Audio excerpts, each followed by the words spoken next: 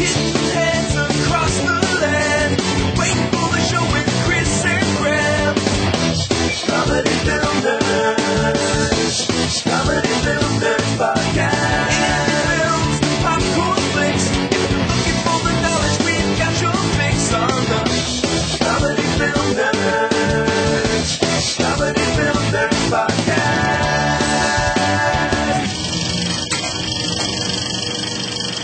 Hello, everybody. My name is Graham Elwood. I'm Chris Mancini, and this is episode 227 of the Comedy Film Nerds podcast. We got a lot of stuff we're going to talk about Big today. stuff. We're Big going to talk about the 100-Foot Journey, Lucy, Most Wanted Man, and we have a very special guest. We'll be talking about his film I Am Road comic. Jordan Brady will be joining us in a few seconds. And we're going to talk about a lot of cool DVDs, the festival, and I saw Guardians of the Galaxy for the second time. We're gonna be talking about it. Yeah, attaboy. Obviously, this is Tuesday, August 12th, and Robin Williams died yesterday, which we're very sad about. So we're going to release in a couple weeks just an all Robin Williams episode where Chris and I are just going to talk about our favorite Robin Williams films. We really wanted to devote a specific separate episode to Robin Williams because he affected us in many different ways, from being a stand-up to also being an amazing actor in both comedy and drama. And Mrs. Doubtfire. Yeah. Hey, I like Bicentennial Man. I really do. He was very earnest in that one. See? We will go into all that, you guys, which will come out in a couple weeks. Well, you've heard his velvety voice, ladies and gentlemen. Let's interview, whatever. You can introduce. We're only 250 episodes into what are we going to do with our guest? I'm still fumbling exactly? through how this is going to happen. Now, I believe this is called a podcast. Is that correct? We'll be talking about films. Really? Okay. That sounds exciting. Yeah. I like movies. Comedy. And a very exciting guest because he is a comedian and a filmmaker. And he started off in doing stand-up, and he segued into filmmaking, but never really left stand-up because his films are about comedy, the last couple. So, ladies and gentlemen... trying to let it go, but it sucks me back in. It's like the mafia. Ladies and gentlemen, Jordan Brady. Thank you. Thanks for having me, guys. You're welcome. And thank you you told us right before for donating to Earbuds. I'm an Earbuds investor. I went to the Kickstarter. I can't wait for that film. Yes, we're excited about it. I was telling you, when you see the fans and the podcasters, and you hear the fans in your trailer talk about the connection that they make. Mm-hmm. And then even the title says it all because it is right in your brain. The podcast is right here. I don't know anyone that puts it on over the stereo. Right, exactly. Right. You go for a jog, you're doing yard work, or you get on the treadmill, and then it's in your ears, getting right in your brain. Mm-hmm. Yeah. So I love it. Congratulations. Thanks. Well, thanks for supporting it. I hope there's merch. Oh, yes. There will be. In fact, that's all we do. Oh, that's an announcement we will be making. The merch is actually getting delivered today. We're going to have special earbuds T-shirts we're going to be talking about in the next week or two, specifically for the film. Yeah, and we're going to have the Kickstarter people are going to have You guys are going to get extra special T-shirts. We're going to have a certain design that is only going to be going to the Kickstarter backers. That's the only way you get that. This will be a new design. But you Kickstarter guys, because you donated early, we want to reward that with a very special separate design. Mm-hmm. Well, you know what I want. What's that? I want the earbuds. Yes. I want the branded earbuds. Yes. I mean, come on. We should make those. We should. I guess. I know a guy in China.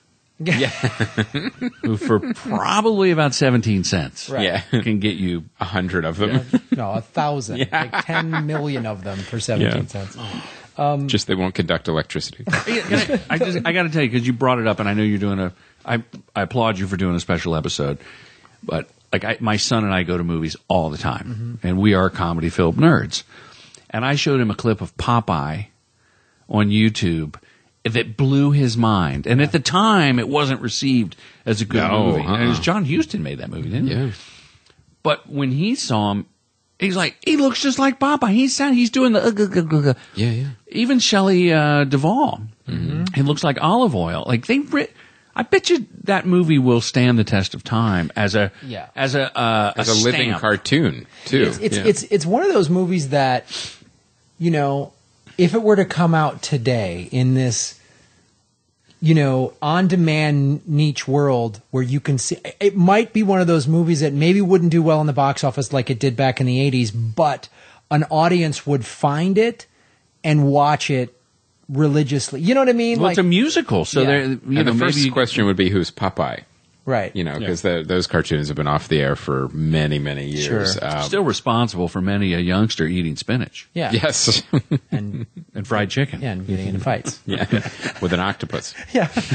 But Spoiler alert. I think he Oh, Chris, how dare you? How dare you? he brought respect to comedians.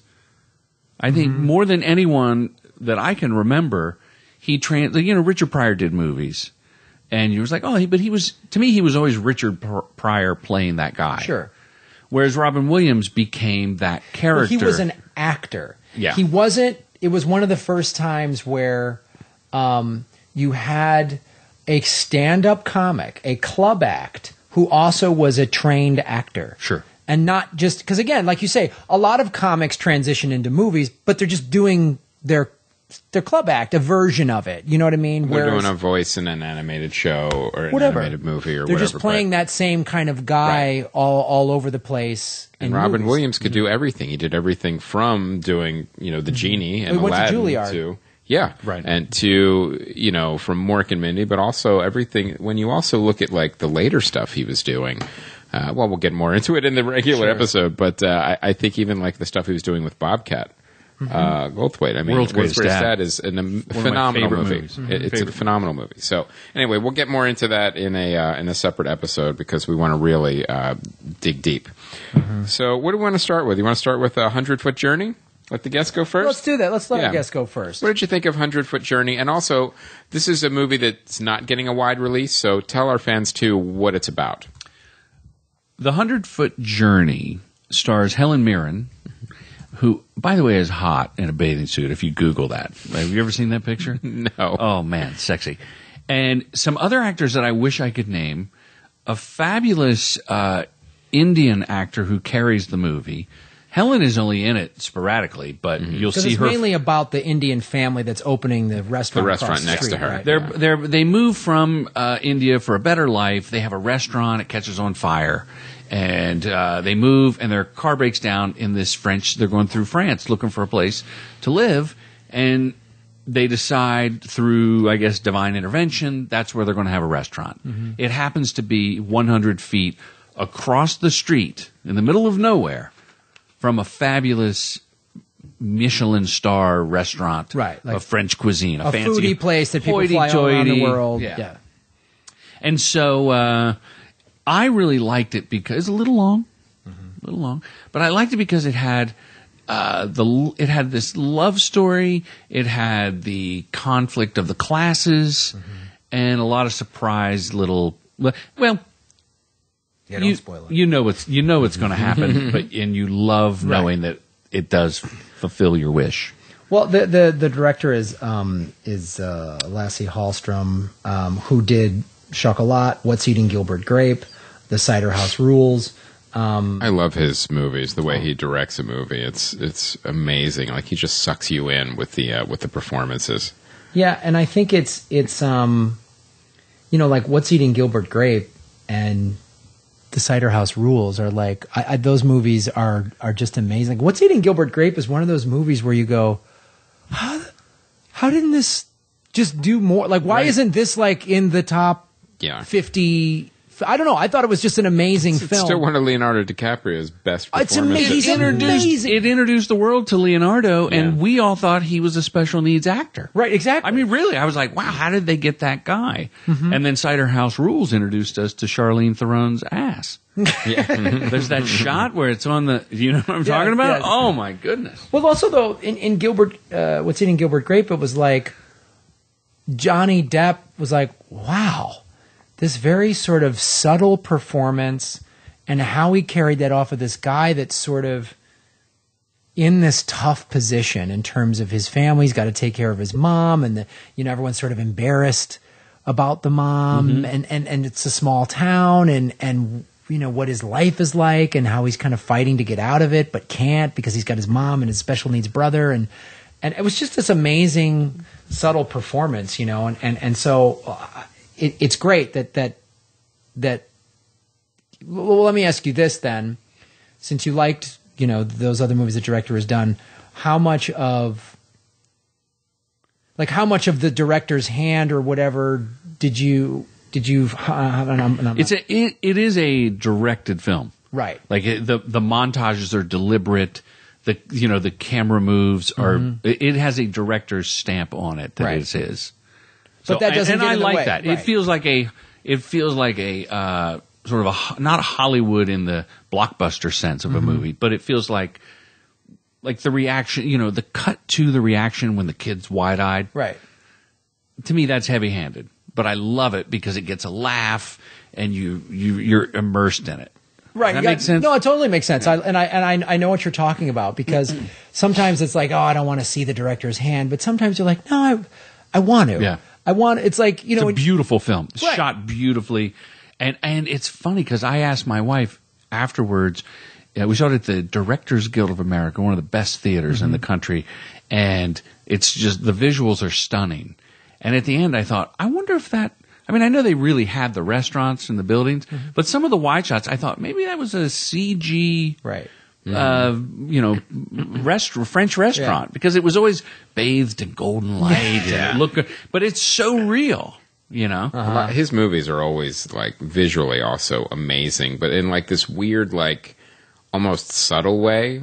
Like it's not like, you know, these big giant, you know, like created landscapes. These are real landscapes. Like Shipping News is a great example of that. When you watch Shipping News, you fall in love with the scenery at the same time. It's just because of the way he shoots his movies. Well, this gives you a taste of France. Right. Well, let me ask you this question. Helen Mirren's character at the beginning of the movie, is she a little uptight? Wow, you're good.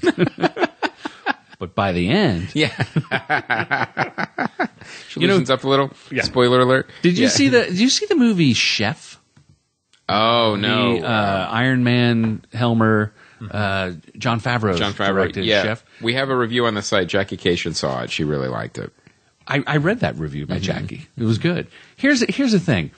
There's montages in Chef. I'm not going to spoil anything, but a lot of the press that Jon Favreau did, he was applauded for his authenticity in the kitchen and what it was like. Well, in The 100-Foot Journey, they have cooking montages, you know, close-ups of knives, chopping onions, and all that stuff. And as the layman, it's the same. Right. Like, I didn't think that they faked it. You know, I mean, look, hey, they're chopping onions. Hey, they made soup in one movie, they made sandwiches in the other. Like, I walked away going, you know, it wasn't really that much difference between the two. Are you really going to roll your eyes and like, that's not how they prepare food in a truck? Sure. Yeah. That's, you call that chutney? yeah. Fun trivia fact for comedy film nerds. Have you heard of comedian Wayne Fetterman? Yes. Of course. Who's in I Am Road Comic? Yes. Mm-hmm. His brother edited What's Eating Gilbert Grape. What? Really? Yeah. I did not know Andrew that. Mancini. I hope I'm saying that right. And I got to visit in New York the system and tell me, just go, give me a high sign. You want me to shut up? It was one of the first non-linear edited movies, but not on a computer because it was in the 99 was Gilbert Grape? Yeah. They had a rack of VHS machines, each with duplicate reels of film, you know, from the movie. Yeah, right. Like all the dailies were doubled or tripled. Mm-hmm. And the computer controlled the VHS machines.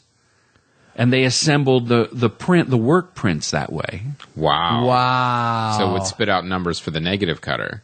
Yeah. Oh. Well, I don't know how they transpose the numbers from one machine to the next. Right. But it was almost like steampunk. Right. You know, that something was controlling. Yeah. These things whizzing around.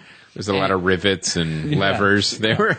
And just that zzz. And the editor wore these Did he wear weird goggles? Yeah, of course he wore goggles. And he Do edited- not disturb me! I don't know why he's German now, of course. Well, he edited on an airship. Sure, of course. Of course. A dirigible edit bay, of course, as we all have done. Well, that's cool. All right. Well, I want to see that. I'm glad that you see, because it was one of those movies I went, this looks like everything that an art house, like it's just like art house indie movie, Right. But for all the right reasons. But it tugs at the heart Yeah. of the right way. I'm all for it. And the actor who plays the dad, they call it Maison Montbet. Is the name of the restaurant they Oh, that's created. great. And you're pulling for him. He's such a cute old dude. Right. I liked it. Right Cool. on. Okay. Let's go to a different side of the spectrum Okay, here let's- with Lucy. All right, let's talk about Lucy. I know you were excited to see it Of too. course, this is like so. The fans have made fun of me for this. Like, oh, that looks like one of the movies Graham's going to get fired up for, and then be disappointed. Like, I think I've seen that on Twitter from Vanessa. Quite honestly. All right, it's Luc Besson. Okay, which is just sometimes you just want to go. You know what's going on, dude? Like what happened? You know what I mean? Like where'd you go? It is a movie that is trying. How do I put this? It's a ridiculous film that's trying to make you think, but it would be like you're at an amusement park riding some ridiculous ride, and in the middle of it they stop and put up a like, hey, here's something you should really think about. You know what I mean? Like, Don't do drugs. Exactly. It's Right at just the like, apex. Right. Yeah, just as you're picking up like human trafficking, and so the idea of which is an idea that I'm intrigued by. We only use 12-13% of our brain's capacity. What if we got to use more? What would that mean? That whole premise is a myth. Right. Yeah, which makes the movie even more fun. How is that a myth? It's not, but we use much more than that of our brains. I'm not. using 17% of my brain right now. Because otherwise, one of the interesting articles I read was like, well, then people with brain damage, they wouldn't get brain damage because they're only using a small percentage of your brain. People would be able to survive a lot Yeah, better. what are the odds? that Yeah, they would we're hit not. the part that we're we're using most of our brains. That's a myth that we only use a really? small amount. Yeah. Well, we're not using it at the right way. Well, that's true. We can't argue with that. I There's think- still a lot of dumb people walking around. I honestly believe that, like, if we, however you want to say it, if we could tap into more of our brain's potential, Yes. maybe it's not a percentage number, what could we do? You know what I mean? Like, We could stop being so dumb. we could stop being so dumb. Could we? Because, I mean, if you think about just in terms of just like I've personally dealt with injuries or ailments or whatever, and how I'm thinking about it does affect that. You know, and what could you possibly do? Like, so that idea to me is very, very intriguing. I like Scarlett Johansson. Yeah, she's Oh, great. she's good. Yeah, and Morgan Freeman. Classic. It's Likes to phone in roles now. Like- Go ahead, it's okay. you know, and she did a good job of the beginning of the movie. She's just sort of this ditzy party girl that gets wrapped up in this thing, and then when she becomes this sort of like robot, that was a cool thing to watch. And there's some interesting scenes, but you know, it's pretty ridiculous. It's a pretty ridiculous film, and I saw it in my favorite theater. I saw it in the Wow. reclining. So even you were already The predisposed dine-in to movie be theaters where it's a forgiving. lazy Oh, boy, yeah. and they bring you food. Because it looked like, even from the trailer, first of all, the trailer gives you the entire pretty much progression of the film. I know exactly what's going to happen in the first 40 to 50 minutes now. Right.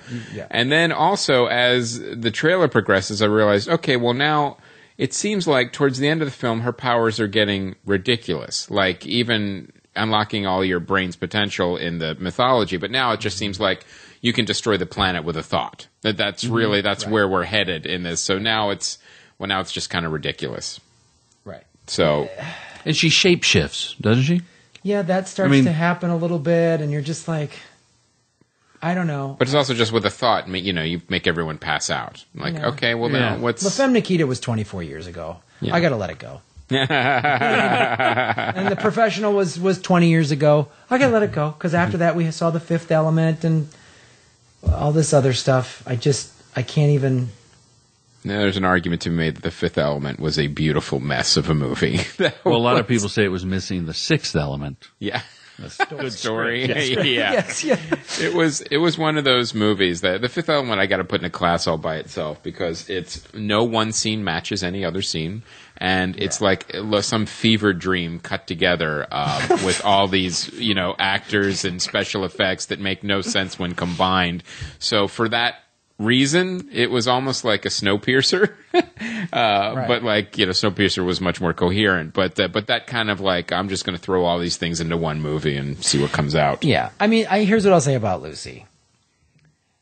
I guess it's dumb summer fun, kinda. There's some all right moments in it. It sounds like you're trying to convince yourself. Yeah, It wasn't pitched as dumb summer fun, right? What wasn't what? It wasn't pitched to the public as dumb summer fun. No, she doesn't have a raccoon sidekick. No, it doesn't. It was literally. Although that might actually. Now, according to her power, she could have created one, though, right? Well, that was the whole thing. That's why this movie was so vague. Yeah. They're just like, her brain can do anything, and we're not going to spend the time to tell you or figure out, or like they didn't spend the time to go through the script and go, okay, what are the rules of this science fiction? Right. They just went. That's a deadly mistake. She can just kind of do whatever and just anything. She can stop bullets and guns and then change her hair color. And Well, that was my problem with Transcendence, right, which we watched the same day that we saw the 100-Foot Journey.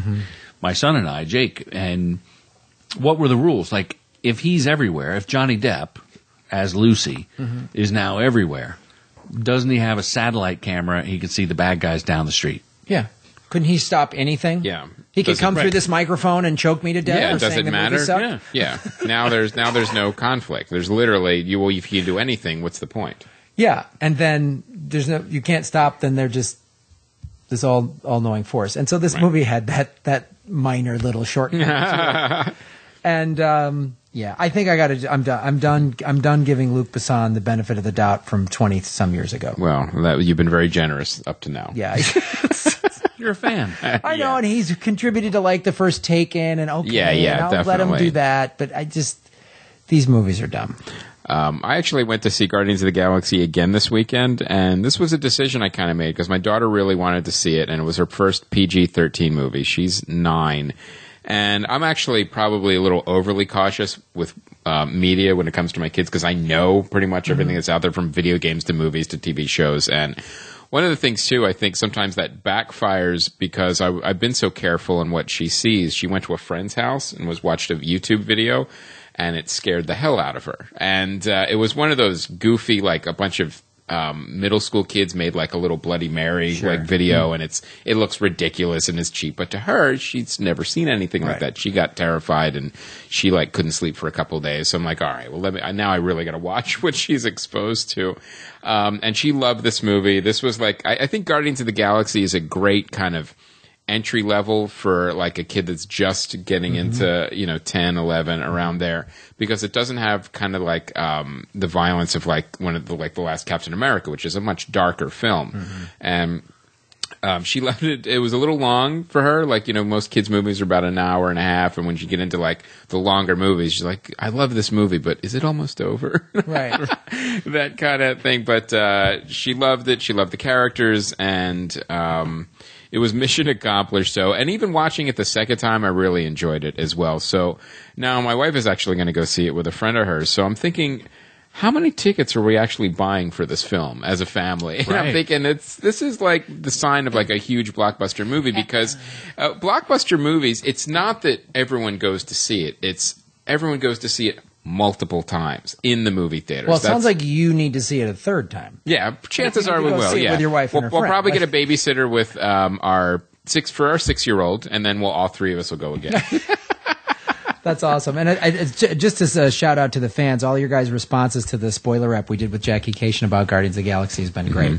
That was a fun episode to do, and we're glad you guys dug it. So my son, again, Jake, that we see a lot of movies together, he said it had elements of Star Wars and Halo.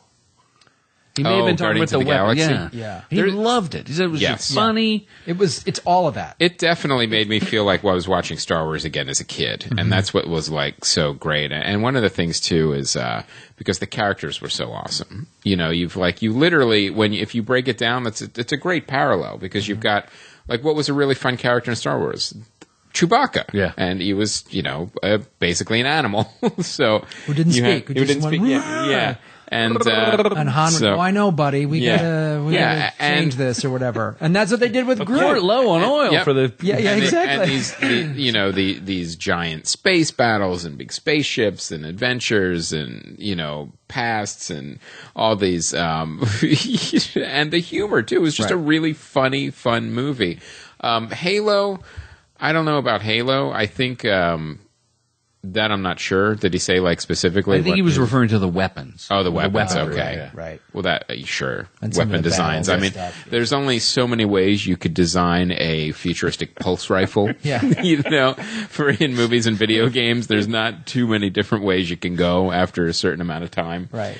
I think maybe somebody will eventually. You can even make the parallel to if you remember the Black Hole movie when they had those weird don't know. pistols that it was almost like a U and they would shoot. So it's kind of anyway. That's really getting into some Black hole reference? nostalgia. Yeah, You got a Saturn V one ready to go? somebody in our audience will get it if we did. So I was really enjoyed seeing that movie again. So now we'll talk about another movie, Most Wanted Man. You saw it too. Yeah, after the Lucy thing, I had to do something. Right? I had Palate cleanser. I had to Yeah. very much You needed a cinematic sorbet. So I went to A Most Wanted Man, and one of the reasons I wanted to see this was, I believe it might be Philip Seymour Hoffman's last movie, or is close to his last movie. When a celebrity dies, there's always 5 to 6 films that come out after Right. the death. And in fact, I think the last one coming out might be Hunger Games. Might be the last one. Oh, okay. So the director is Anton Corbijn. I'm not sure how to pronounce that name. But he is the one who directed The American with George Clooney, and directed a U2, the best of 1990 to 2000. He is a guy who I liked, and I really liked The American. And I remember when that came out, and similar to The American though, very methodical pacing. European pacing. For sure. So you got to be ready for that. You have to go in knowing, but it's all of this. It's Philip Seymour Hoffman's movie. He's just. Is it like a spy movie? Like, what is it? It's a spy movie. Spy movie, It's- okay. It's one of these loosely based on actual stuff because the mastermind of 9/11 did it in Hamburg, Germany. Right. And so then the German government, along with us, obviously, was like, never again. So they set up a special spy unit that he's in charge of that's sort of off the books, kind of. And Does power corrupt him? no, it's not. It's not any of those. I thought that was the. Nope. It's none of those cliche things. It's one of these guys who is just dogmatic in, I'm going to get this job done, and I'm doing this the right way, and then gets is always caught in between the politics of it. He's the guy on the street doing it. This is how it has to get done, and then this government and the CIA is pressuring the German government, and the German government is fighting within it. You know what I mean? Like all of that stuff, which I always find kind of intriguing to actually see the nuts and bolts of how this shit gets done. Not in a sort of Jason Bourne way of just like, there's Sure. this room with these Yeah. computers that have access to everything, and here's this weapon who just goes out and Yes. settles it. This is it felt more like this is how it would get done. So it wasn't like Lucy. It was not like Lucy. No, there were rules in this Yeah. world because it was a real world. He didn't just suddenly shapeshift Yeah. and grab the terrorist guns and turn them into butter or whatever. And it's, and he's got some scenes where it's one of these movies that this is an actor's movie. Like the director, opposite of 100-Foot Journey, and this isn't a critique of either film, but just a different style of I'm going to just go into some medium shots and some close-ups and let these actors go. Let them act. Let yeah. him act. Yeah. And, he just has, and just how it plays out, and how they go about things. Where is her? Anyway, I forget the woman's name. The American actress who's in it, who's in House of Cards. Why am I blanking on her name? Come on, you're killing me. Robin Wright Penn. Yes, thank you. Thank God. That would have been brutal. And we're not going to edit out that pause. But The water sip. It's real. there's a couple of great one-on-one scenes because she works for the CIA and sort of the negotiation that has to happen and how, you know, he's this sort of man of ethics. He's ethical within the spy world. You know what I mean? And so it's a really amazing film, and it makes you bummed out, you know, especially since, you know, I saw it yesterday afternoon. I had just found out about Robin Williams, and you're just like, oh, here's another guy who lost his battle to addiction and depression. Yes. And you're just like, fuck. It just sucks, man. It's hard to see them on screen. It is. These actors that pass. Philip Seymour Hoffman had a movie come out of probably 6 months ago. It was about I want to say it was a town outside of Pittsburgh, and he didn't grow up there, but everyone else did. Oh no! And they hung out at the bar. What's that called? The movie. I love that movie. That area and called whatever it's. Shit, you know the area. The title of the movie was called Like Shit Town. Kicks Highway or Tough Guy Road. Yeah. Or all right. I do have a computer in front of me. We don't have to play this game. I'm so sorry. But I bring God's Pocket. Oh, God's yes, God's Pocket. Thank you. yes, Jesus. Pocket. Yeah, that's Philadelphia. Yeah, exactly. That's what I was And I remember, like I said before, that was the great thing about God's Pocket is that if you really want to know what Philadelphia is like, it's such a great book. It's not a great book story-wise. It's all character and atmosphere. Mm-hmm. So I still have to see the movie. I definitely want to see it. But I remember another comedian, before I moved to L.A., gave me that book as I was leaving at like my going-away party. He goes, if you ever miss Philly, read this book. Oh, wow. And Big Daddy Graham was the comic in Philly. And who is he still performing? He's still on the radio. Big Daddy Graham. Yeah. He's like a staple in Philly. But the thing about Philip Seymour Hoffman, too, and like you're talking about, is that depression is so misunderstood in this country. I mean, you realize, oh, well, he's so successful. Why would he be depressed? And like, it has nothing to do with one It's or honestly the the fact that it needs to be addressed like an illness. Yeah, no one's like, you're so rich. Why did you get the flu? Yeah, why? You know, you had everything to look forward to. exactly, Why yeah. would you die of cancer? Yeah. Why would you choose cancer? It's just like anyone that's struggled deeply with mental illness will tell you, I did not choose this. No, no one does. And you know, I had a friend call me last night. You know, I haven't talked to her in several years, and she was struggling with depression, and just sent me this text about, you know, something I had given her and how it was helping her. And I just called her up and hadn't talked to her in a while, and she was, you know, was just going through a tough time. And it's, you know, if you've never had like clinical depression, you don't like, I've never had that. I've had times where I've been depressed in my life, but I can just get over it. Mm-hmm. If you have clinical depression, you can't. You know what I mean? It's just like saying, just get over it. Like, get over having cancer. Just stop having it. You know, and so pull yourself together, man. Yeah, pull yourself together. Like, why'd you get cancer? You know, and so I'm hoping that we get after it a little more in this country in terms of treating it and understanding it, because it's just Chris is the worst. I am not here. Wow, he just left the garage. He can't turn his phone off. No, I'm not here. It's like his first podcast. Maria Bamford is one of the first people that I've seen bring mental illness to the forefront. Comedically. In her act. I should say comedically. Yeah. And make her routines about it in a way that is not joking it. Right. Like, she's telling it like it is. Yeah. And somehow makes the perverse line up with the funny. Mm-hmm. And that was, in fact, her act actually was the first introduction for me to go, oh, this is not just what crazy people have. Right.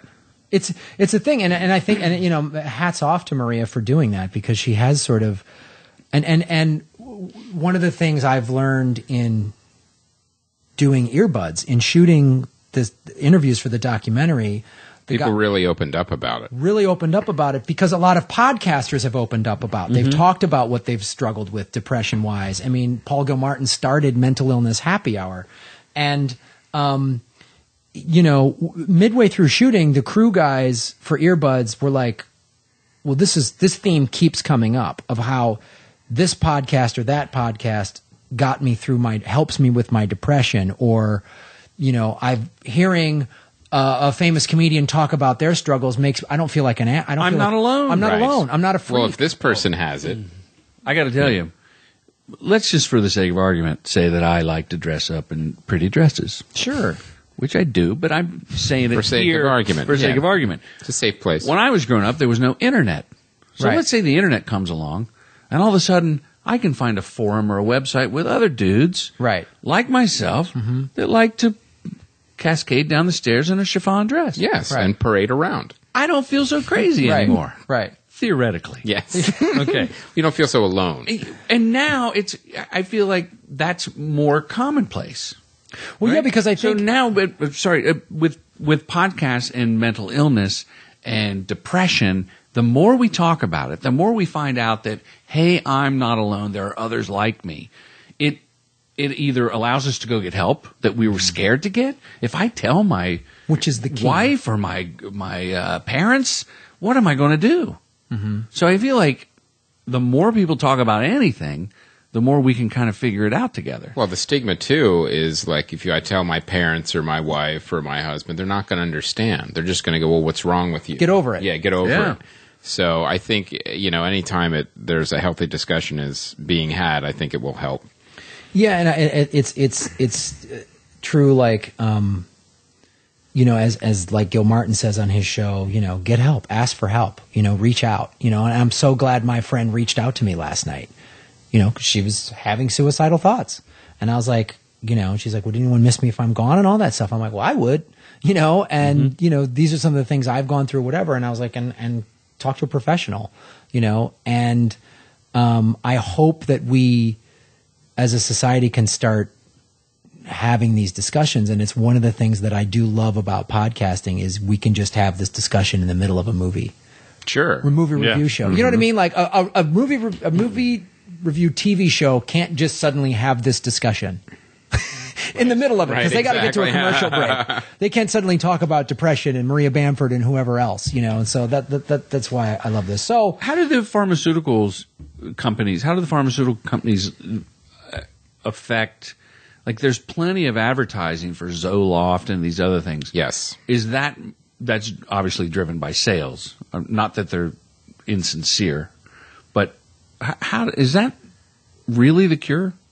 I'm asking. I don't know. I don't know. I don't know I enough think that's about a great it. discussion to have. Well, I will say this: the mood elevating drugs help tremendously. Not everyone responds to them, but there's many different types of drugs, and what they do is they basically even you out, so you don't have those spikes, and they can really be helpful. Absolutely. yeah. Now, the interesting thing about them is like they don't always work on everybody, and the doses might be off, and then also. They're more difficult to get off of. You have to like step down the dose and Well, that's gradually. the problem is that right. someone gets Yeah. on them and then they go off them. And then I talk about this in my book. I ended up at a psychiatrist's office because of I had such severe depression, anxiety about becoming a father, and one of the things that did help me was a mood elevator, was the drugs, and it evened everything out. But then as things got better, then I gradually had to go off it. But you can't just stop taking them because your body, they build up in your system to start working. Like you can't just take one and feel better. They literally build up, but they also have to drop back down. So you have to go on lower doses until you can finally get off them.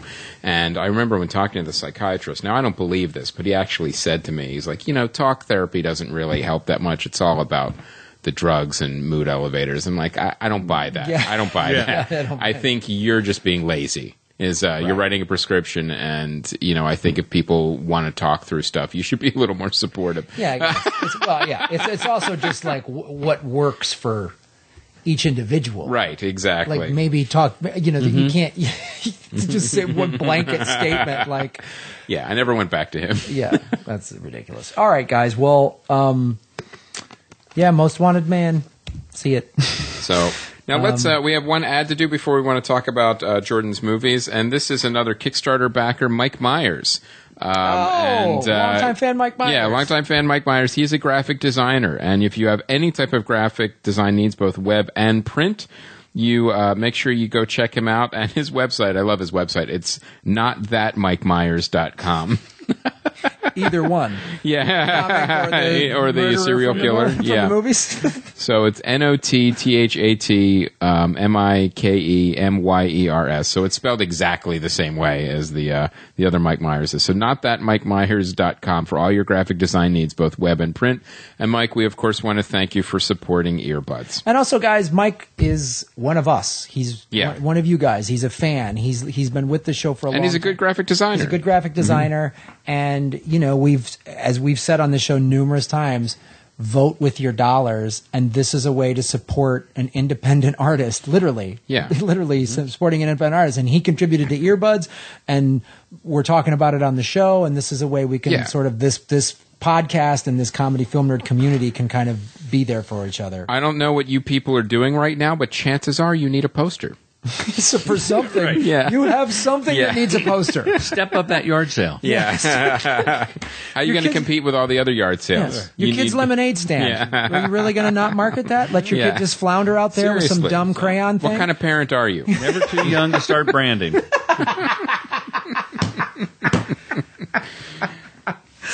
All right.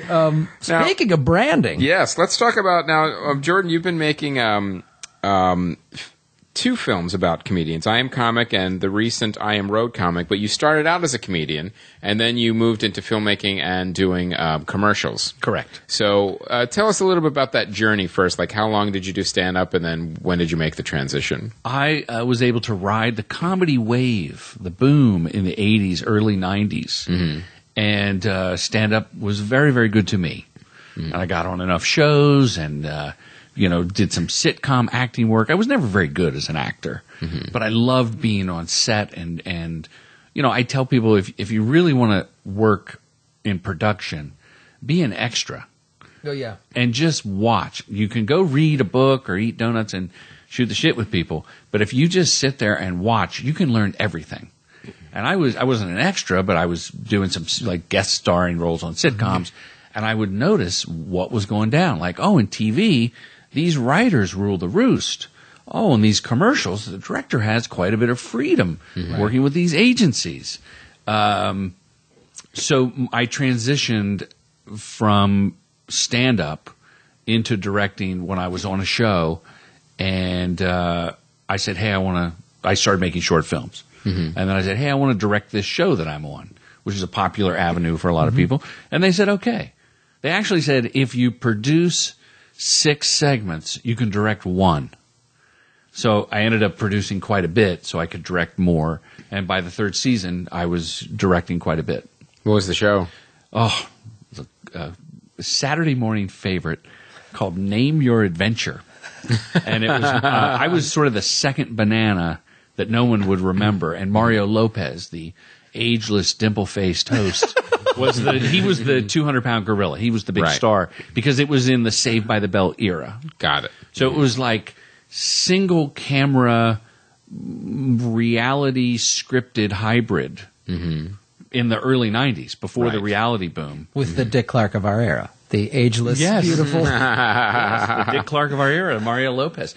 What a nice guy. And kids would write in their letters, and whatever they wanted to do, if the show could afford it, we would pick the letter and take the kid on the adventure. Oh, cool. Name your adventure. Oh, like cool. Queen for a Day. Oh, nice. Yeah. But they weren't dying. No. Okay. They could be. Yeah. It just didn't increase their odds of getting on the show. And anything that was life-threatening, Mario was not allowed to do because of the insurance policy and Saved by the Bell. So you had to do it. I went shark diving. I jumped out of the plane. Nice. Did all kinds of crazy. Went to space camp. Threw out the first pitch at a Cubs game. Oh, dude! Yeah, it was really cool. Really cool job. Did it for 3 summers. Now, I'm doing stand-up all the while. And I'd work at the Improv on Melrose. But no one in the crowd knew that I was on this show for 3 years. Because, you got to be 18 or 21 or whatever it was. Yeah. And the people that watch the show are like 14, 12 years old. Yeah. So it was crazy, but it was quite a wonderful learning ground for directing. And then I did I wrote a mock documentary, kind of a country Spinal Tap. A lot of comedian Dana Gould's in it. David Koechner, Billy Burke, who was the star of Evolution. He was the title character Dill Scallion. And Lauren Graham, one of her first movies. Yeah. So I think she has a movie with Robin Williams that's coming out now. It's going to come out. I just read. But anyway, it was a first for a lot of these actors, and that was my first feature. Right. And then I made some bombs and got into commercials. This is true. God bless you. Yeah, it's the truth. Now, what made you decide to go back into the comedy world and documentaries and telling the comedian story? Okay, how nerdy can I get? As nerdy as you want. Okay. So the title. In the early 90s, I'm doing this kids show and I'm directing. I'm trying to get this movie going, writing a script. Wrote a couple of screenplays, that I got hired to do and everything. And Wayne Fetterman, this will all come around. Wayne Fetterman, one of my best buddies. I'm looking at the UCLA extension class calendar that would come to my house, going, who teaches that comedy class? You can't teach someone to be funny. And I'm a working stand-up comedian doing colleges still while transitioning. Lo and behold, my best friend is teaching the comedy class at UCLA. And he has not told me. That motherfucker. So I don't tell him. I negotiate with the Regents of California to make the documentary about the stand-up class. So I show up on the first day of class with a digital Hi8 camera and a microphone and some wireless mics around the room. And Wayne comes in and goes, "What are you doing here?" I go, "I'm making a documentary about the UCLA extension class on how to be funny." But I go, "No, I got releases. I got an agreement with the UCLA. I'm doing this." And we had such a good laugh. And we watched these people try to become stand-ups. Then we worked together. We brought in Janine Garofalo was a speaker. Bob Zaney was a speaker. It was crazy. So the whole thing started pretty much on a practical joke. Yes. Yeah. And that ended up being a 30-minute documentary. And I sold it to Comedy. I don't even know if it was Comedy Central yet. There used to be or something. Yeah, there used to be two, whatever. But I think they had just become Comedy Central. And that was that was 20-some years ago. Right? Or more. Wow. More, yeah. And I started doing commercials. I did these features, whatever thing. And then what happens is YouTube is born. And the ad agency hires the director. The ad agency creates the script. And the directors, depending upon your status, you get a lot of freedom. You craft a funny little 24-second story with 6 seconds of crap at the end on how to buy it and video.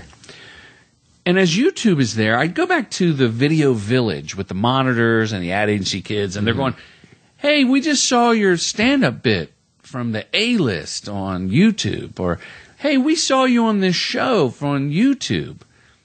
And YouTube is now showing me I'm svelte, I've got the shoulder pads in the suit. I wasn't wearing a piano key tie, but I wish I was. And for like 3 or 4 years, people were going, "What was it like to be a stand-up comedian?" And I would tell them about working the road and staying at the comedy condo and, all the things that we know. Right. But people found fascinating. What was that like? So after a few years of it, I'm going, I just got to make another documentary. And the other one was way old, but I knew, how to craft a story, and I'd edited scripted films and whatnot. So I just set out to make this documentary. I started reading books. And this is crazy, too, because you see how the internet played a wonderful part. So I buy a bunch of books about stand-up. There's a famous one called The Last Laugh by Phil Berger. I don't know if you read that one. It was old then, but it keeps coming out again. And somehow Amazon says, because you bought this book, you'd probably like this book, I Killed, by Rich Scheidner and Mark Schiff. I was like, I worked with Rich back in the heyday. Yeah. So I buy the book and I read it, and it's got these road stories in it. And I call up Rich, and we hook up, and we just started shooting the movie. And we pitched it a couple times. But after a while, you realize that's a waste of time. Well, it's a waste. And I got a crew, and I shoot commercials. And if we shot on Thursday, like Kentucky Fried Chicken paid for much of I Am Comic the first time. They don't know it. But it was like, I got a crew. Hey, guys, we're shooting on Thursday. Friday morning, we're going to set up at the Improv. It'll be painless. I'll buy everybody food and drinks, Right. and we'll interview a bunch of comedians. Right. So that's how the first I Am Comic started. nice. So I'm sorry it was a long story. No, No, it's a it's good one. you know, unintentionally sponsored by Kentucky Fried Chicken. That's great. And then what prompted you to then just do the I Am Road comic, sort of the second edition to it, or Yeah, it was like an addendum. Like you said, a lot of unanswered questions from the first one. if you it's like a cliffhanger. At the end of it. Well, What happens to Wayne Fetterman's class? yeah, yeah, I wish that was in it. I wish I could find that. So Don Barnhart is a popular comedian, hypnotist. We're entertains- very familiar with Don. Entertains the troops, good guy. He made a documentary about a comedy class that he taught in Vegas. And I'm blanking on the name, but it's on his website. Sure. And it's great. And we're talking about documentary things and story beats and distribution and whatnot. And as we're hanging up the phone, he goes, "Hey, I understand, you're doing some stand-up. Do you want to do this gig I got up in Washington State?" Jack Diddley's. Jack Diddley's. And I go, "Oh, no, I just do like 5 or 10 minutes. Like, I don't really have an act. I'm not working." He goes, no, you go up there, take a friend, you'll co-headline. And I go, "You're serious?" He goes, yeah, it's a few months away, you'll figure it out. He's so cool. And I go, "Okay, yes." So I booked the gig. I asked Wayne Fetterman to go with me. I screwed up. Somebody booked us 2 other nights so we could do like a 4-night thing and amortize the costs. We were going to drive and the whole thing. And when I called, the guy goes, "Oh, I didn't hear from you. I booked someone else." So we had to fly up there. Right. I mean, I lost so much money. I don't even know. And like I tried to sell T-shirts just to play the part. I lost a couple $100. Don's like, "They love the merch." I'm giving away T-shirts for $1. I got a very similar conversation with Don about that room, and he's so nice too. And he goes, "Well, just come up to the room." I said, I haven't done 45 minutes in a long time. I don't even have 45 minutes anymore. And he goes, "Well, just talk to the crowd. Just fill in the time." It's like, you're trying. I'm like, "No, I'm giving you an excuse not to hire me." And, hand out pamphlets, bring a PowerPoint, yeah, do whatever you want. I don't give a shit. Karaoke. So great. Yeah, sell them stuff. I don't care. Love puppets. Yeah. Do a cooking demo. I don't care. It was so much fun. And the goal of I Am Road Comic for me was to see, okay, can you make a living? It's not the Louis C.K. or Todd Barry going and booking his own theater, right? At a level a little bit below Louis, right? It's not Brian Regan with his own tour bus, Right. doing the road, or how you and Doug went on the road. That was a step above because you both were a draw and people were coming to see you. Right. Here is just a bar with some dudes. Grinding it out. Yep. And I wanted to see what was that like. It's not about can Jordan Brady sustain on stage. I'm the butt of the joke, and I did okay. Well, I wasn't nervous or anything. It was will about say- the money of it too. Well, I will say this is one of the reasons why I like the film. When I saw it is because it gave it a personal element that a lot of times documentaries don't necessarily have. Because it was partly about you, how you had started stand-up, you had stopped for a while. Now let me see what the road's like now and see what parts I remember, what parts I didn't like the first time. Are they still around? And to go with Wayne, who is a seasoned pro, has been doing it for many years. Yeah. And it was a really interesting dynamic to see not only your reaction, Wayne's reaction, and also the newer comics that you interviewed as well, like just starting out on their career. Like this is, to them, this is a big deal. Your first paid gig, when you're a comic, this is a huge deal, whether it's $25 or $50 or, $200. It's like, I'm a paid comic now. Young Seth Milstein. Yes. He answered an ad on Twitter, and he was actually in I Am Comic, just in a montage of scenes, because we shot at the Bridgetown Festival in Seattle, and he was in a shot with Todd Glass. Portland, sorry. And so he took a bus 16 hours to do the gig, because I said, "Hey, I can't do all the time. Who wants to do a set? And I'll pay you, and you can stay in my hotel." He saw my balls. He definitely saw my balls, because we couldn't afford another room, and that's part of the road. Or towels, it sounds like. Yeah. Well, I'm a large man. But I was very blessed with that the comedy community embraced I Am Comic. So I got to meet some new people like T.J. Miller and Pete Yes. Holmes, Doug Benson, very nice with an interview, and Doug actually helped me launch. Doug Benson is the reason I decided to do the $5 download, because he said, "Why don't we?" I was just going to screen in L.A. And he goes, "Well, why don't we do a podcast? Why don't we do a Doug Loves Movies before the show?" And I'm going, "Well, this is a great time to tell people to buy it." And that's been the homespun distribution. Right on. You know? Great. That's cool. Well, awesome, guys. We'll check it out. I Am Comic. Let's go into some And TV. and I Am Road Comic. I Am Comic's been out for a while. I mean, Right. it That was came on out in Showtime. 2010, right? Yeah, 2010, yeah. Right. I mean, I'm sure you could get it on Amazon Sure. for $1. I saw one of my movies, not actually in the bargain bin, but it was leveling the bargain bin. It was underneath one of the legs of the bargain bin. Well, that's good. Yeah. It's But I Am Road Comic, IamRoadComic.com. Right on. $5. And it's coming up on Hulu, I think, in next week, end of the Coming up. month. Great. Check it out, guys. I Am All right. Road Comic. Move it forward. Let's do DVDs. Thank you. This is Muppets Most Wanted. I liked this movie. It wasn't as good as the first one because the first one was just kind of such a fun surprise. And I don't think Jason Segel was involved in the second one. But it was still really fun. Ricky Gervais is funny in it. There's a lot of good cameos. And Tina Fey is fantastic in it. And it's always just fun to see the Muppets on screen. So recommended. Bears is a nature documentary. It's interesting Disney's releasing them both. Right. Although maybe Bears isn't at Disney. No, it is Disney. Oh, it is. Okay. Is there a narrator in Bears? I think John so. C. Reilly. Yes. Oh. So yeah, this wasn't about the Chicago Bears football team, so I had no use for it. It could be. It could be. It should have been. A young cub becomes a football yeah. player. That's a Disney movie. He's the first ever bear that's in the league, and he kicks the Yeah. winning field goal. It's like Gus, the mule Yeah, that plays exactly. football. So The Railway Man. I saw this movie. It was excellent. It's a really powerful film. It had very limited release, so if you didn't get a chance to see it, And you like trains. I like trains. Go Sure. see The What is Railway Man. I've never heard of the Railway Man. This is I want to bring this up. The Railway Man stars Colin Firth and Nicole Kidman. It's mainly about Colin Firth was a World War II POW. He was in the English military, and he was like tortured. And then now, like 30 years later, he goes back to confront this guy.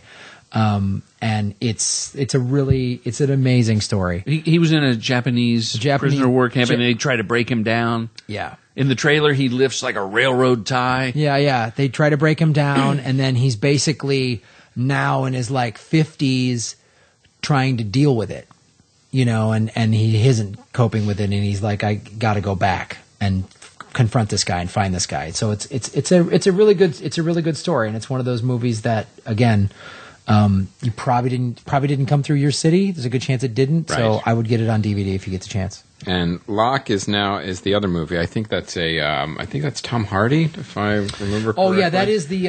Where he's literally in the car the entire time. It's Man, I missed this movie, and I can't wait to see it because I heard it was just amazing.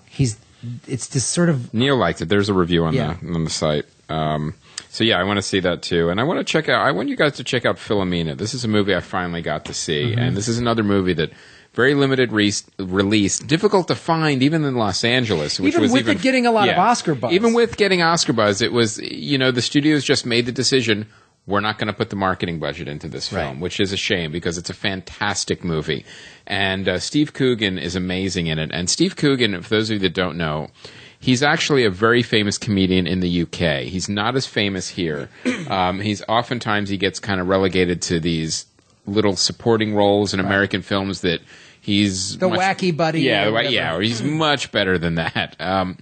And I'm watching this movie, and Judi Dench and Steve Coogan together are absolutely phenomenal. And Steve Coogan's funny, but also he's a very solid dramatic actor. I mean, he really makes you feel for what Judi Dench is going through and how her child was given up for adoption many years ago. Based on a true story. Based on a About true story, which makes it even more heart-wrenching when you see Irish what's going on.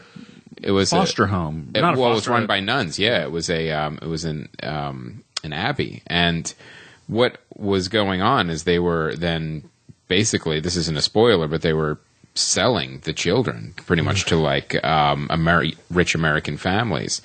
And this is the journey 50 years later of her going, to search for her son. I won't give anything away, but the thing that really struck with me about this movie is that her compassion of her child being stolen from her and going through her entire life, and she never really became that embittered, and that she really still kept her faith and kept the kindness in her, whereas Steve Coogan was the cynical journalist, absolute opposite. And there's a great scene when they kind of have have it out a little bit, like, well, I don't want to be like you. And it's a great scene, and it just kind of shows the difference between those characters who are not only based on real people, you feel like they're real people as you're watching this film. And it's a great movie. I really recommend you guys check it out. That's why Judi Dench is great, because she's somebody who, like her and Meryl Streep, I'll see trailers of movies that they're in, and sometimes I'll get whatever. I'll get jaded and go like, all right, I get it. Oscar bait, It'll be great. And then you watch it and go, they're really good. Yeah. They're great. Everything There's a they do is reason. really great. There's also a bit of a whodunit in that movie too, trying to put the puzzle pieces together. Yes, and you're in the journey finding. Right. I'm just in listening to you because I watched the movie when it came out, and Oscar they sent out DVDs, and screeners, and I'm surprised that it wasn't everywhere. Right. It was a well-crafted film. It's one of those great story. Yep. And I think sometimes they just make the mistake of, we have a limited marketing budget. What movies are we going to do? what we're going to do, and this is too art housey. Oh, so people won't get it. People won't get it. It's the most human story. Like a mainstream audience I would think would be attracted to that more so than anything. Yeah, absolutely. Anyway. So check it out. Check it out. A couple good ones, guys. I will make a plea to your listeners to not only support the podcast, but support both independent film and art house films. For sure. Because there's nothing better than sitting in a theater with a group of people and having that. It's a congregation, right? It's like, for me, it's my church. It's my temple. I love going to movies. I go alone. If I got an afternoon, I can go sneak in a movie. I love seeing it in the theater. And, I have stepdaughters, I have kids, and sometimes it's, well, no, if we don't go tonight, we'll have to watch on TV. Like, we have to go. This is the last night it will be in the theater, where we can get a sitter or we can do whatever. Right. So I implore you people, go out there and see a film for yourself. You'll feel better. It's absolutely true. And especially like I saw A Most Wanted Man yesterday afternoon at the ArcLight, and supporting. I get we've gotten emails from people like, man, it's hard to go to a Cineplex and it's crowded. Oh, and when you have a family, it's even more difficult. Very expensive. I totally get that. Yeah, leave the family at home. I'm not. That's $116 with popcorn. Yeah, exactly. Gummy Yes, worm, it is. parking. Yep. But I'm telling you, and especially though the art house film, the film that gets the limited release, if they do come through your town, it's worth supporting on a lot of levels. You're supporting the independent theater or the smaller chain like Alamo Drafthouse or somebody like that, which is cool. I'm not saying the big chains are evil and bad, but whatever. I mean, seeing a movie in a theater is the best way to do it. There's no two ways about it, I think, and with most movies. So, yeah. Nice. So check it out if you can. I mean, the one good thing about on demand is sometimes you could catch them on demand as they're in the movie theaters, but a lot of times you can't. So it's worth your while. Check out these movies in the theaters. Okay. Premiering this week, Expendables 3. Now, it is probably my turn to pull a Graham. I'm very excited to see this movie. I love these movies. I am a big 80s action fan, and that's pretty much what they are, is like I'm a teenager again, watching all my favorite action stars doing the exact same thing that they've done for the last 20 to 30 years. So I am excited to see this one. I hope Chuck Norris will make another cameo. Good. Not sure if he will or not. Just keep. I just wish there were more people in it. I thought it came and went. Yeah. Like the trailer has been on so many times. But in the trailer, the jump from the building to the helicopter, there's no gravity. Of course not. Is he Lucy? What is that? You want, but that's why You're almost like, why didn't he jump through a car and fire and then why grab didn't you just throw the helicopter? Yeah. So the next movie is Let's Be Cops. This is the problem with a movie like this is basically you've got one premise that's going to go through the entire film. So it has to be a pretty good premise, and I don't know if it'll be sustainable for the entire these movie. guys are in... funny guys. They're funny guys. They're in Zoe Deschanel's TV show, and they're funny in it. So I don't know. I saw one trailer for it, and I was like, wait a minute. This, like, the bad guys were like, these guys aren't even listed as cops. They must be a secret division. And it's like, I don't know. Maybe it could be one joke that runs flat. Or The stupidest bad guys ever. Yeah. Yes. And then The Giver. Now, this movie sounds interesting to me. I'm going to read the description. It's in a seemingly perfect community without war, pain, suffering, differences, or choice. A young boy is chosen to learn from an elderly man about the true pain and pleasure of the real world. And it's with some young guys, this young couple, and then Jeff Bridges and Meryl Streep. Now, I will say it has my favorite premise of a science fiction movie, and that's a distant future disguised as a utopian one. Right. And they got all the elements right there. Look, there's no war. Everything's great. Just, we're going to tell you what job you're going to do for your entire life when you become of age. The director is Philip Noyce, who did dear Lord. Which was but then he did Patriot Games and Clear and Present Danger in the 90s. So I don't know. It's a very famous book. The kid they send in, and from the trailer, it looks like if he does his job, he'll die. Maybe. I think that's Ender's Game. Oh. Maybe they just used the same trailer. And picked out Harrison Ford for Jeff Bridges. They just computer swap out. All right, I'm sort of intrigued by that. Yeah, so I'm looking forward to it. All right. After I see Expendables.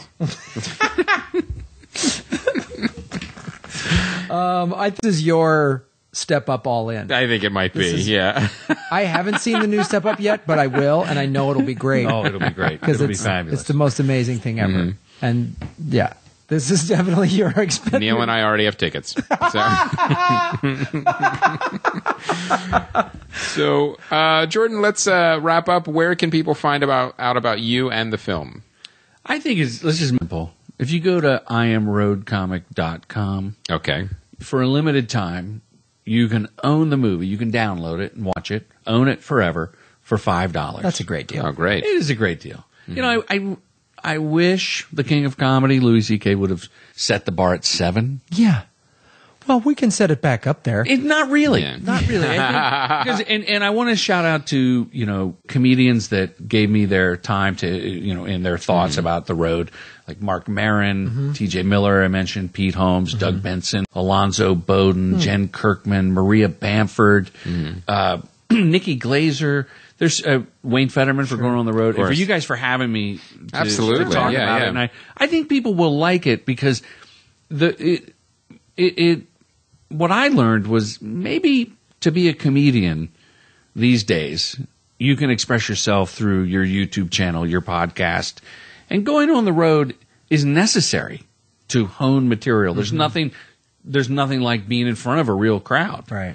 But I don't think that's the only way nowadays to define yourself as a comedian. I couldn't agree more. I think that's the technology has made it so you can find an audience and develop your craft without wherever. Yeah, without, is it a YouTube? Is it your podcast? Is without having to go into one-nighter bars all the time. If your fans are so inclined to go to my podcast, it's called Respect the Process, and it's about commercial filmmaking. Now, there's comedians on it. Chris Tinkle was just... I know Chris. I actually produced his album that got a great review yesterday. I'm really proud of him. He put it all together. I was just... I'm a conduit for fun. And so I had him on talking about, being a self-starter, deciding I'm going to make my own album. And, in commercials we get hired. And then you do the gig and you go into it's a transaction. Right. You're hired to perform something. But whether it's your podcast or your short film, Respect the Process implores people to get up, do it yourself, make it happen, put it out there. That's great. So you don't go crazy. Right. Great. So you don't go, hey, I have this idea. We were going to do it. We don't know anybody. You probably do know somebody.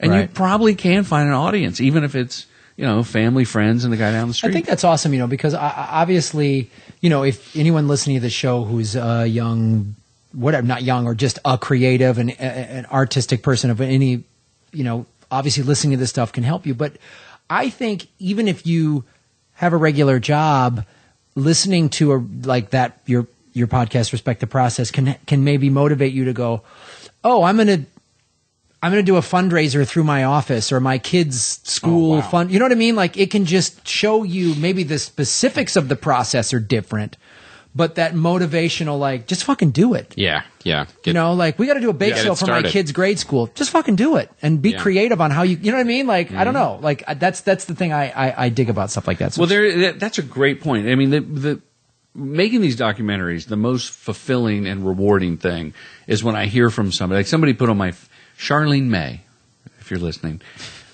came up to me at Flappers and said, I was watching Showtime and I had quit comedy and I got divorced and I saw your movie at 2 a.m. and I said, I'm moving to LA and doing comedy again. And that makes me feel, and she's a very popular comedian. That's awesome. Or another young comic girl, your movie made me do comedy. Mm-hmm. And so that feels good. Mm-hmm. But what you're saying takes it to a whole new level. It's outside of comedy. There was an episode where I was just saying, look, people, pick a date and write it down on a calendar. Whether it's your bake sale or I'm going to get myself a raise or I'm going to ask the boss for this. Pick a date and write it down. It sounds silly. Or put it in your computer. Or my kids, I say, put it on your phone. If it's in the calendar and it pops up and it's a week away, you go, shit, what have I done today to prepare to move towards that goal? Am I going to be the guy that looks at it on my calendar and go, well, I didn't really do it? It's almost like self-guilting yourself to be productive. And so whatever works. That's what Respect the Process is about. Right on. Well, check it out, you guys. I will be, let's see, what am I doing this week? I will be at Acme Comedy Club with Doug Benson Thursday, August 14th. And then I will be in Hong Kong August 25th through the 30th. And then just got shows set up in Beijing September 1 through the 4th. And then Shanghai September 5 and 6. So they're confirmed. You're doing those. Done. Just sent in. Got the hotel. Got the airline ticket. Just gave my visa info to the Chinese consulate, which is an easy process. Communist governments, very simple to deal with. So that's all being done, guys. So I will be, posting more links of the specific locations. I think it's in Beijing. I think it's or Shanghai Kung Fu Comedy. Anyway, I'll be posting links to specific shows. If you guys are living in these cities, come and check it out. Is it expats mostly? Mostly, it's expats. There's a lot of expats. There's also expats from Australia, the UK, and then a lot of just don't wander into North Korea. Tom Rhodes is in I Am Road wander into North Korea. Look at a map, Chris. Yeah. Tom Rhodes, he goes over there all the time. He's an I Am Road comic. Mm-hmm. He travels the world and just has everything in storage. I mean, he and his lovely wife, when they want to take 6 weeks off, they pick it's almost like they throw a dart at the world and decide where they want to live. Yeah. And they'll go live there. And then next year they'll take time off and live in another country. It's genius. It's awesome. I'm blessed I get to do this. So check that out, you guys. And then also be headlining the Improv in Hollywood September 13th and the Zanies in Rosemont September 17th through 20. And then the Los Angeles Podcast Festival. I'm really excited. 26 through 28. We just released the schedule. Mm-hmm. It might get some minor little tweaks or changes if somebody's. It's 90% done. It's 90% done. The schedule's up. Discount hotel rooms are going fast. Weekend passes are only $100. So come on out and enjoy the funnest weekend of comedy podcasting you'll ever have in your life. Ever. Not an exaggeration. Not an exaggeration. All right. That's our show. Thank you once again to Jordan Brady. My name is Graham Elwood. And I'm Chris Mancini. And as always, remember, Han shot first. And if you're depressed, call someone.